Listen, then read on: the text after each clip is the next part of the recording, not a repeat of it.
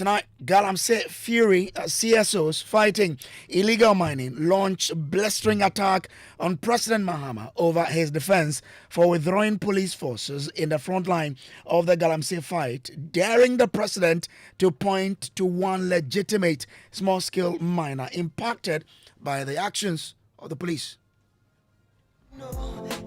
Galamsey task force, because every little commander in any this thing gets up, Galamsey phobia. I've been reluctant to implement a state of emergency. We've not exhausted the powers we even have. We'll hear critics recalling John Mahama's pre-presidency advocacy for drastic measures against Galamsey, now seeing his stance as disappointing and lacking urgency.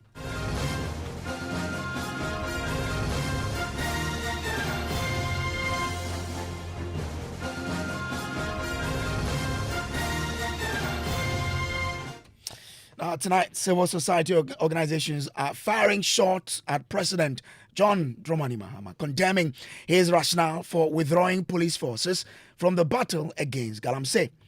Now, Ghana's crippling illegal mining menace, the groups are livid, labeling his explanation as woefully inadequate and misguided, especially his claim that police operations were chaotic and inadvertently targeting licensed miners. The organizations are also blasting President Mahama's refusal to declare state of emergency, given the alarming destruction of forest and water bodies, where over 60% of Ghana's water bodies are polluted with heavy metals. We'll hear from the group shortly. First, listen to President John Mahama defending the decision to withdraw from conducting raids on illegal mining sites. We called off the IGP's anti-Galamsey task force because they are supposed to coordinate with NIMOS, that is the National Anti-Illegal Mining Operations Secretariat. Unfortunately, they were not doing that. So every little commander in any this thing gets up, Galamsey phobia. They can't tell who is licensed, they can't tell who is not licensed. And so it was just like an attack on the whole small-scale mining industry. And so what we said was they should freeze their action. They should synchronize it with the National Anti-Galamsey Operational Secretariat so that they can be directed exactly to where to go in terms of the anti-Galamsey fight.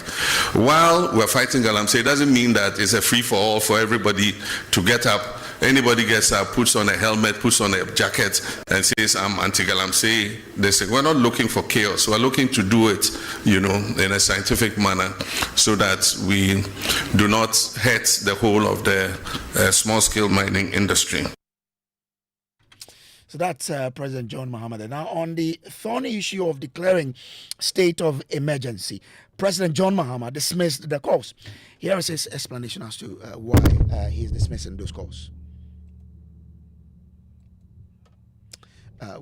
This is the top story. We'll bring you that particular. I've been reluctant to implement a state of emergency in the Galamsey fight because we've not exhausted the powers we even have without a state of emergency. We have the opportunity to arrest anybody, to confiscate such thing. The laws for forest protection and all that give us enough powers to be able to act. Implementing a state of emergency might sound nice, but it should be the last extreme, the last resort. So for now, let's exercise all the powers we have. And if it becomes necessary for a state of emergency, then we'll look at it. It means we have to go to Parliament. Well, he also considered that the ban on excavator imports introduced to curb illegal mining was not followed.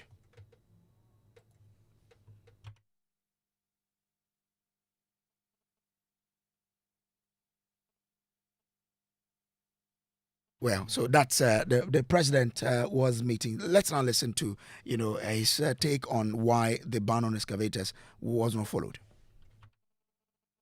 With regards to excavators, we're enforcing the law that you must get the permits before the excavator is put on a ship. That is what the law has been, but it was not followed. And so they let the excavator land before they come and ask the Ministry of Transport for a permit. And so we've informed all the dealers that you cannot load an excavator onto a ship until you have gotten a permit. In the meantime, a lot of excavators have arrived at the port. And recently, somebody said they were being released at midnight to their owners and things. That's not true. What happens was there were so many that they had occupied a huge area of the port and congested the port. And so we found the land near Shire Hills, near the military installation. And the Field Engineers Regiment and others have been given charge to move the excavators from the port to that area so that they can free up space in the port. And they do that in the night because of traffic in the daytime. So in the night, they have the payloaders moving the excavators out of the port to the designated areas where they are supposed to be held. And before any of those excavators is released, they must be tracked, they must have a tracker on them, they must be registered by the owner of the excavator, and we must know the purpose for which the excavator has been imported. Because the construction industry also imports excavators, and so you cannot put a blanket ban on importation of excavators just because you think that every excavator is going to go into the illegal mining industry. Even the big mining companies that have licenses import excavators. And so we want to know who is importing the excavators, who it is going to. We want to be able to put a tracker on it and be able to trace that excavator wherever it is in the country.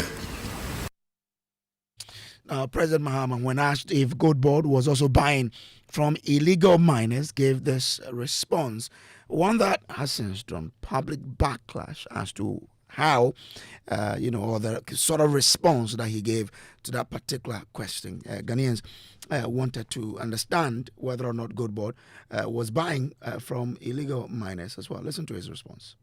I mean, definitely, there's no magic wand.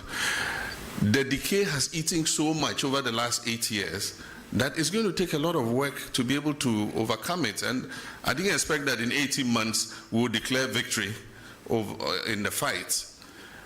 As the livelihoods of about 4 million Ghanaians is on small-scale mining.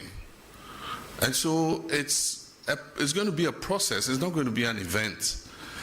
But we will not give up. We have a determination to get on top of it. The Gold Board was introduced as part of reforms. And if the Gold Board was not introduced, those who were taking the profits from the small-scale mining sector were the foreign traders who were taking that money away. In 6 months, we have exported over $6 billion. About $4 billion of that money was going to go into the private or foreign traders. And so the first thing is you shut the stable door so that the horse doesn't escape, which is what we've done. So if it's from illegal sources, it's from legal sources. At least it's our land that is being destroyed. So let us get the benefit of it instead of foreign traders. So that's the first thing. But if you go and read the Gold Board law, it has a requirement for tracking and tracing. And as I speak, the Gold Board is working with an organization to put on a track and trace system. And so they're going to see those who have legitimate license requirements so that they can assist them in responsible mining so that we can buy that gold off them. Once we do tracking and tracing, it's in our interest because then we can export under LBMA and we'll get more profit from exporting under LBMA.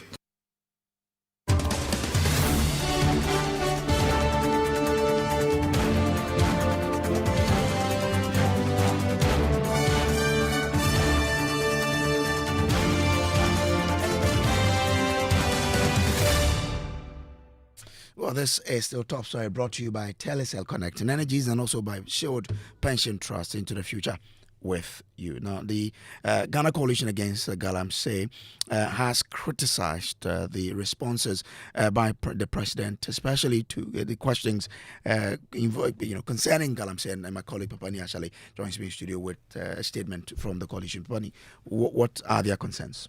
Well, Brace, this is the Ghana Coalition Against Galamsey, and this involves quite a number of civil society organizations. So some of them include the Media Coalition Against Galamsey, the One Ghana Movement, the Ghana CSOs platform on SDGs, and then there's the CASA Initiative Ghana Stakeholder Engagement Forum, then also the General Transport, Petroleum and Chemical Workers Union, the Ghana Institution of Engineering as well.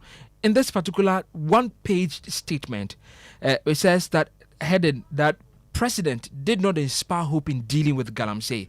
In the body, it tells us that the president's statement on Wednesday, speaking at the presidential media encounter at Jubilee House on Galamsey, did not convey the urgency required in the fight to rid this country of unprecedented environmental terrorism.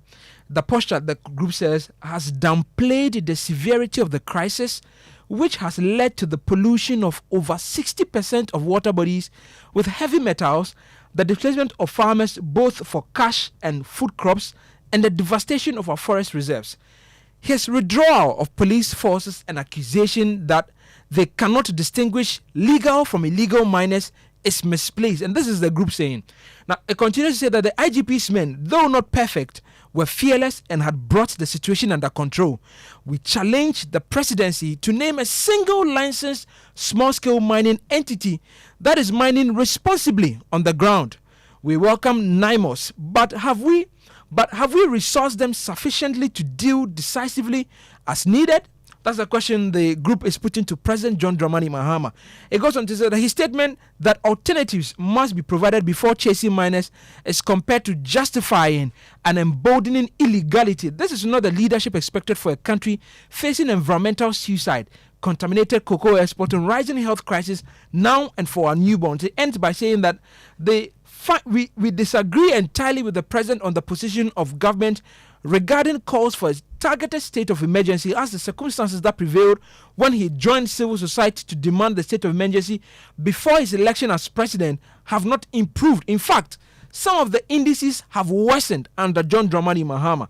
Now, they're saying that they're quoting what the Ghana Water Company Limited have been telling us over the last 2 days about the worsening water turbidity levels that has forced them in some areas to actually shut down some of their treatment plants. It says government handling of the Galamsey crisis is a disappointment to us all. And this government, they end by saying it is failing them as a group. Brace. So that's by the coalition, the Ghana Coalition Against Galamsey there. Let's do more on this particular story by bringing in Professor Martin Oting Ababio. He is the Forestry Commission's board chairman. Grateful to you, sir, for joining. Now, some time ago, we understood that government was able to retrieve some of the forest reserves that had been besieged by Galamseyers. As we speak, what's the situation?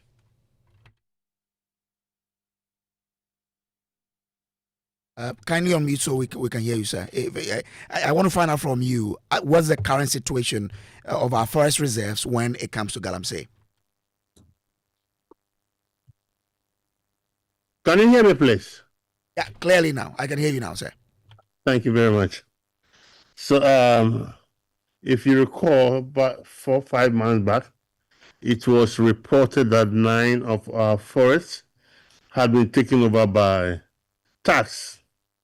As we speak, all the 9 have been recovered, completely recovered, but I must say that there are, even though recovered, there are cases where we still have these guys occasionally re-entering the forest, which we are fighting them. Yesterday, the president made us aware that there are 2 new forest reserves that previously had been reclaimed by the government, but Galamseyers have invaded again. Yes. These are where and where? Remind us again. And what are you doing to reclaim those forest reserves back? So we talking about Ofi, Forest Reserve, and one at Bebiani. The name has just escaped. Okay. But the point is, I just want to put the whole conversation in a proper perspective. Mm-hmm. I chaired the 18-member committee by government to fashion out a proper way of mining. The committee is yet to submit a final report. And I must say that every word that came from the president on Wednesday was the factual truth. I'm surprised about the stance being taken by our friends from the coalition. Why are you surprised? Let me land, please. Okay. Almost every member of the coalition visited my committee. We invited Ken Ashigbe. He was there. Your colleague from Erastus was there. Senor Hossi. In fact, almost Senna was not there. Nana was also not there. Rama was not there. But in fact, the point is that we've all sat down. We all agree that we couldn't fight the canker in that kind of wishy-washy that we used to do in the past, and that we needed to understand the whole story before we could actually fashion out. And I can say without any fear of contradiction that having gone through for about 6-7 months, we now have our way very clear. We know that the fight is not a small fight, something that gave close to 4 million livelihood to people. We need to be very tactical and find a possible alternatives before we can win the war. Because the occasional soup that we've been doing has not helped. It has not helped in the future, and I'm saying that it was not going to help this time too. So you didn't know this when you were signing a social contract with Ghanaians, and you promised us that you will declare state of emergency when you win power. So, my brother, it is only, I don't want to use the word, who would not. If you see the truth, you will not accept the truth. The fact of the matter is that a state of emergency goes through certain processes. If you can achieve the same target, remember, even before 2000, a lot of people were we had guaranteed people entry into the forest. So once you sign a state of emergency, it connotes a lot of things. So, Prof, hold on. On what basis did the president and the party, the opposition party then, call for on the government then, the Nana Akufo-Addo government, to declare a state of emergency? On top of my head, they were not empowered then. They did not perhaps understand the nitty-gritty in the fight. That we should all accept. But now that we took power and we got to know what is involved, the magnitude of the challenge, then you are in a better place to fashion out a modus operandi that will not fail. Prof, I appreciate your point, but has President Mahama been president before? Of course, yes. Was Galamsey happening when he was president? It wasn't in this magnitude. The time that he was, the scale of the problem was not as he took over this time round. But what magnitude? What magnitude again was the president not aware that Galamsey had attained when we here at JoyNews were painting the picture of the devastation Galamsey was causing, on which the then opposition party made claims and persistent calls on the then government to declare state of emergency and to act in the interest of Ghanaians to win the fight against Galamsey. And now the president is telling us, and you are collaborating, that now that you have a better appreciation of the whole menace, you cannot declare state of emergency, really. No, I mean, you have a point when you want to stress on that initial blab. But You were at Joy FM, has Erastus on the ground working for Joy FM. He appreciated the problem at the time. From the other side,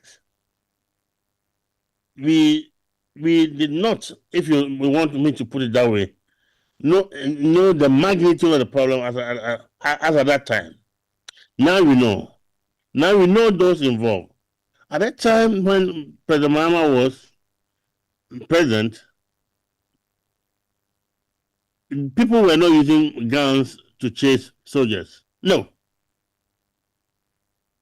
Okay, thank you, but stay with me. Let me bring in Erastus. Erastus, do I have Erastus as I don't call on the line? Erastus, do I have you? Okay, Erastus is on Zoom. Erastus, I mean, you've heard Professor Martin Obin Ababio, who chairs the Forestry Commission. Oting Ababio. Oh, Professor Oting Ababio.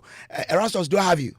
Can you unmute? So, I'm here. Great. Yes, I'm here. Great. So you've listened to Professor. He says, like the president said, now they have a better appreciation of the whole menace, and therefore a declaration of a state of emergency is not what they can do now. How do you react? I don't think they have a better appreciation of the situation, because if they do, they would have appreciated that this is an emergency. When Prof invited me before the committee, I did a presentation, copies of which I still have, and I indicated back then to him the rate at which we are decimating our forest reserves, and that if it continues for the next 5 years, we will not have any tangible forest left. And so since that time when I did the presentation till now, how many forest reserves have been invaded? Quite a number of them. In fact, he puts the number at 9. No, it is not 9. 44 out of 288 forest reserves have been invaded so far. Some of them, half of it, have been turned into pits and gullies. The half we are talking about, that of Apamprama Forest Reserve, half of it is like the size of Kumasi, all turned into pits and gullies. Do you know how much it takes to reclaim 1 acre of forest reserve that has been degraded? $32,000. Multiply that by over 1,000. That is the cost we are incurring for generations unborn. And it's not like we are doing proper sustainable mining in a forest reserve. You see, the framers of our laws were so mindful that when you mine in a forest reserve, you could destroy the entire ecosystem. And that is why they said they cannot even give license to small-scale miners to mine in a forest reserve, because it requires expertise. Erastus, so out of these 44, how many have been reclaimed by the government? Because the president says 9 of them have been reclaimed, but they have 2 that the Galamsey have re-entered again. So out of the 44, how many have been reclaimed by government? Sometimes when they put out these figures, Kojo, myself, I don't know what they want to achieve with it, because we have 44 forest reserves. Because of time, I cannot mention all of them. But we have Tano Anya, Boyne Tano, Boyne River, Krokosia, all the others that we're talking about, Jimira extension, Offin Shelter Belt. Many of them, 44. There are some, one of them is in the Savannah region. Out of these, you know, they graded them into colors, depending on how many illegal miners and whether forestry guards are able to go there or not. Currently, as we speak, Jimira extension, Anya Futu, and then Offin Shelter Belt. We have macho men in there as we speak. As we speak, armed to the teeth, protected by party executives, destroying that reserve. It's not like they have a license and they are mining responsibly in that forest. They are just destroying it and they are pocketing the money. Ask them, how much taxes are we getting from the destruction that we are supervising or superintending? Okay. All right. Erastus, I'm grateful to you. I'm sure we'll do much more on this in our subsequent bulletins. But let me bring in Professor Mohammed Akudugu, who is a UTAC president and member of the Ghana Coalition Against Galamsey. Prof, you've had a president. You've had the board chair of the Forestry Commission. What's your take on what the responses the president gave you in terms of not being able to declare a state of emergency and his responses on Galamsey in general? Yeah, good evening and good evening to your listeners. I think our view and our response is clear. As you see in the statement released, that we feel unhappy that the president responded in the way that he responded in terms of the declaration of a state of emergency. But Prof, I mean, in the past, you threatened to go on strike if the president does nothing or doesn't declare the state of emergency. What will you do now? Well, the UTAC is having its biennial National Congress on the 30th of this month, and I'm sure a decision will be taken at Congress. Do you pick sentiment that members are calling for that if we had in the past said we'll go on strike if the state of emergency is not declared, do you feel that could be an issue now? Well, I think all that we have been saying is that we want this fight to be won. And whatever has to be done for this fight to be won must be done. And members are very much concerned that no progress or significant progress is being made in this fight. And so declaration of a state of emergency, targeted state of emergency in the endemic areas is something that members are interested or support that it should happen.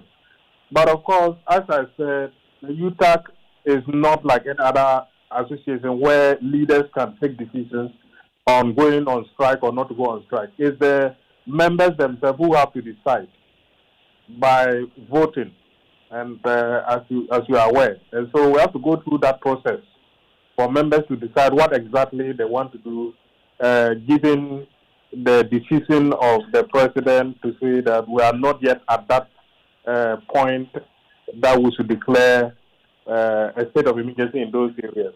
But for us, we have gone past that stage because all the things he mentioned as being available to government have been deployed over and over and over again. There's nothing new. And so we should not wait until we are on the stretcher to be sent to the hospital. It's good that we go to the hospital when we can still walk ourselves and consult the doctor than getting to a point that is almost irreversible, then you now go to the hospital and the doctor cannot do anything about it. And so timing is critical. Time is of essence.